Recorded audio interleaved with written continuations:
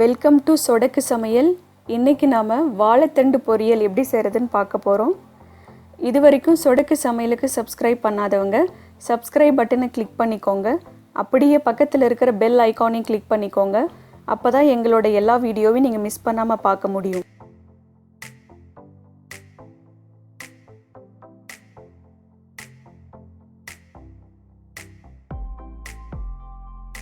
வாழைத்தண்டு பொரியல் செய்கிறதுக்கு எப்போவுமே இந்த மாதிரி அடித்தண்டை எடுத்துக்கோங்க. அதை ரவுண்டாக கட் பண்ணி வச்சுக்கோங்க. இந்த மாதிரி ரவுண்டாக கட் பண்ணிங்கன்னா நம்ம ஈஸியாக அந்த நார் எடுத்துடலாம். பாருங்கள், நார் ஈஸியாக வந்துருச்சு.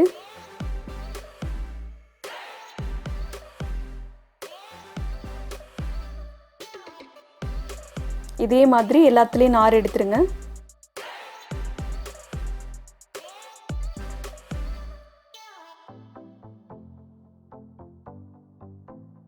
இப்போது இதை நல்லா பொடியாக நறுக்கி வச்சுக்கோங்க.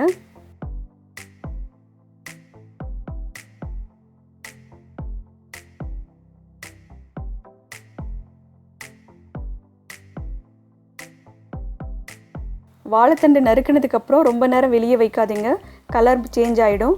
நறுக்கின உடனே அதை தண்ணியில் போட்டுருங்க. நான் வாழைத்தண்டு பொரியல் செய்கிறதுக்கு 1/2 கப் கடலைப்பருப்பை ஒரு அரை மணி நேரம் ஊற வச்சு வச்சுருக்கேன். ஒரு கடாயில் 2 ஸ்பூன் அளவுக்கு எண்ணெய் ஊற்றிக்கோங்க. 1 ஸ்பூன் அளவுக்கு கடுகு உளுத்தம் பருப்பு போட்டுக்கோங்க.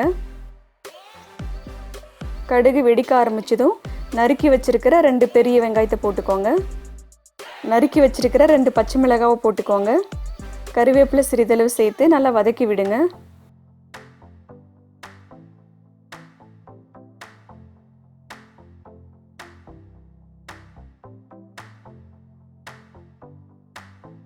வெங்காயம் ஓரளவு சாஃப்டானதும் ஊற வச்சு வச்சுருக்கிற கடலைப்பருப்பை சேர்த்து நல்லா மிக்ஸ் பண்ணி விட்டுக்கோங்க.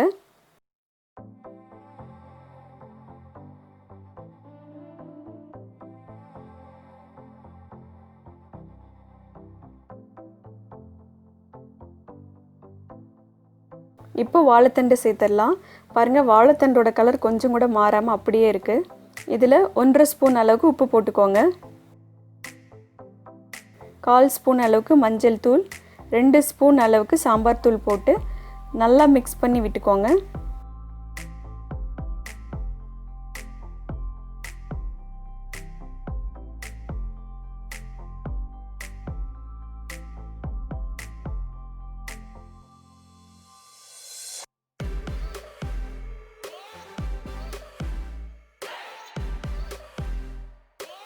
இதில் வாழைத்தண்டு மூழ்கிற அளவுக்கு தண்ணி ஊற்றிக்கோங்க. ஏன்னா வாழைத்தண்டு வேகிறதுக்கு கொஞ்சம் டைம் எடுத்துக்கும். இதை நல்லா மிக்ஸ் பண்ணி விட்டுருங்க.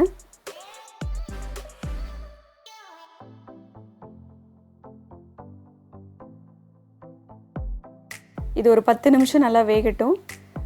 பாருங்கள், தண்ணி ஃபுல்லாக நல்லா வற்றி நல்லா ட்ரை ஆகிடுச்சு.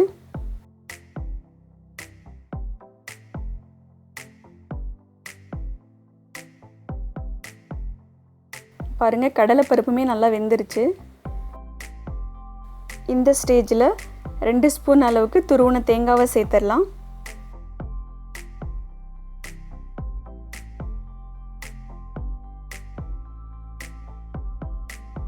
கொஞ்சமாக கொத்தமல்லி இலை தூவி விட்டு ஸ்டவ் ஆஃப் பண்ணிவிடுங்க. பாருங்கள், சூப்பரான வாழைத்தண்டு பொரியல் ரெடி ஆகிடுச்சு.